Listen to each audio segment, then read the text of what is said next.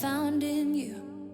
Love one another, yeah, love one another, that's what we'll do. Love one another with a love like no other that we found in you. Love one another, yeah, love one another, that's what we'll do. We're alive to love one another. We're alive with love like no other. We're alive, we're sisters and brothers. We're alive to love one another. Welcome to the show! Welcome to the show! Welcome to the show! Hey everyone, welcome to StoryLab. This week we're talking about friendship, while we take a look at the story of someone who was not only a great friend, but also a great musician. Maestro, play us in! Welcome to the show! Welcome to the show! Welcome to the show! Wow, wow, wow, wow, wow.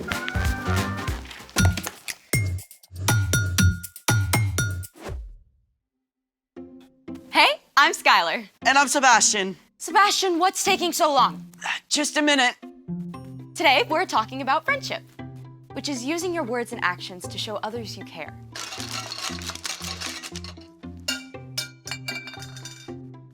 You okay?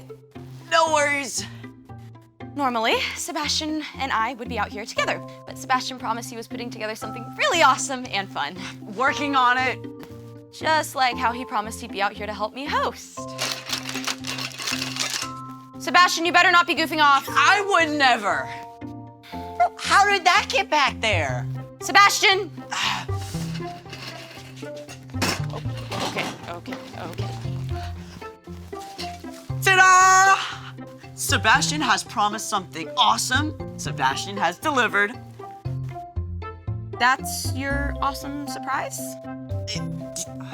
No, this is phase 1 of my awesome surprise. The cart of mystery. Ooh. It's mysterious, all right, but what is it? Yes. Is it something I can eat? No. Is it something scientific? There may be some science involved. Is it the Large Hadron Collider? The world's largest particle accelerator? I suppose that wouldn't fit underneath it. Just tell me what the surprise is.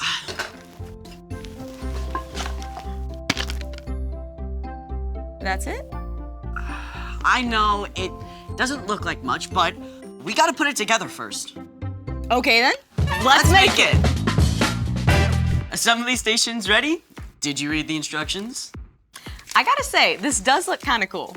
Great, let's get started. First up, supplies. If you're following along at home, you're going to need 2 craft sticks, a wide rubber band, 2 smaller rubber bands, a straw, and a pair of scissors. Step 1, use the scissors to cut 2 pieces of a straw that are about 1.5 inches long. Step 2, stretch the thick rubber band around one of the craft sticks. Step 3, place your second craft stick on top and attach it to the first one with a small rubber band. Make sure it's on the same end as the straw. Secure the second straw with another small rubber band. And there you have it. You are now a proud owner of your very own harmonica. To play, all you have to do is just move the straw up and down to adjust the pitch. Slide the straw to play higher or lower. Moving the straw pieces closer together causes the rubber band to vibrate at a higher frequency, which is what causes a higher note. It kind of sounds like a kazoo. But wait, there's more. Because why not stop at one awesome instrument when you can have your very own buildable band? I mean, we've got everything here. Like, we've got a shaker made from soda bottle with popcorn in it. I mean, we got a box guitar, tin can drum set. Ready to rock? You know it? 1, 2, 1, 2, 3, 4.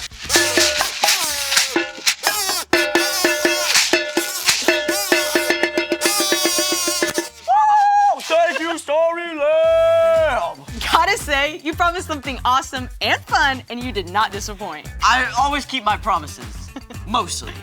But speaking of promises, it's time for... The story before the story. Today, we're in the books of 1st and 2nd Samuel, which tell the story of David, who was called a man after God's own heart.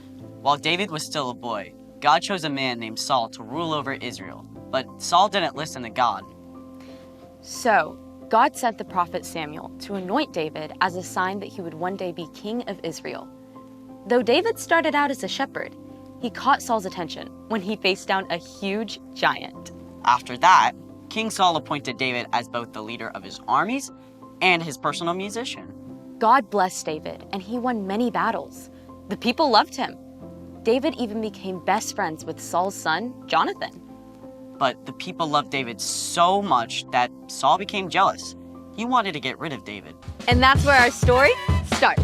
Take it away! Hey everyone, I'm Padma. Hi. Today, we have a thrilling tale of friendship and promises. Promises broken and promises kept. As David grew in popularity, King Saul became so jealous that he gave orders for David to be killed. As David's best friend, Jonathan ran to warn David. My father is looking for a chance to kill you. Find a place to hide in the field. My father and I will come and stand there. I'll speak to him about you, and then I'll tell you what I find out. Jonathan begged his father not to hurt David. Please, don't do anything to harm David. He hasn't done anything to harm you, and what he's done has helped you a lot. Saul listened to Jonathan and promised. You can be sure that David will not be put to death. Jonathan told David, so David returned to the palace. But Saul didn't keep his promise. One night, Saul's jealousy of David became so great that he picked up a spear and hurled it at David. Soon after, David went to find Jonathan. What have I done? What is my crime that your father's trying to kill me? Never! My father wouldn't kill you. He promised. I'm telling you the truth. Look, tomorrow's the new moon feast. Talk to your father while I hide in the field. If he's not trying to kill me, come and tell me. But if he is... I'll let you know. I promise. But in return, please, always be kind to me as long as I live, and never stop being kind to my family. I promise. Jonathan kept his promise. He returned to his father and discovered that Saul really did want to kill David. And the moment he found out, he warned his friend so David could flee far away. Years passed. David escaped Saul again and again until one day, Saul and Jonathan were both killed during a battle. David was heartbroken over the death of his best friend. He mourned for days, but eventually, David was made king in Saul's place. When David was king, he remembered the promise he made to take care of Jonathan's family. My friend Jonathan is gone. Is there anyone still left of his household?